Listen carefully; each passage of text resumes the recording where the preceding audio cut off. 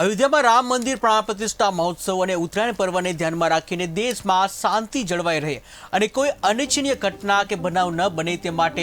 મોડી રાત્રે ગોધરા શહેરના ભીડભાડવાળા વિસ્તારોમાં વાહનો, હોટલો, દુકાનો તેમજ રેલવે સ્ટેશન પર શંકાસ્પદ વ્યક્તિઓનું ચેકિંગ હાથ ધરાયું હતું, જેમાં ભીડભાડવાળા વિસ્તારોમાં દુકાનો, હોટલો, વાહનો તેમજ ગોધરા રેલવે સ્ટેશન ખાતે આરપીએફ અને જીઆરપીએફ જે પોલીસને સાથે રાખી અને શંકાસ્પદ વ્યક્તિઓની પૂછપરછ તેમજ સરસામાનનું ચેકિંગ હાથ ધરવામાં આવ્યું હતું. તેમજ ગોધરાના ડીવાયએસપીએ જણાવ્યું હતું કે આવનારા દિવસોમાં પણ આ જ પ્રકારની નોનસ્ટોપ ચેકિંગ ચાલુ રહેશે. પૂછપરછ કરવું, railway station, bus station check કરવા, હોટલ ચેક કરવા અને એના ભાગરૂપે અત્યારે ગોધરા રેલવે સ્ટેશન પર ગોધરા રેલવે સ્ટેશનના આરપીએફ અને જીઆરપીની ટીમ સાથે અને બી ડિવિઝન પોલીસ સ્ટેશન ગોધરાની ટીમ સાથે અત્યારે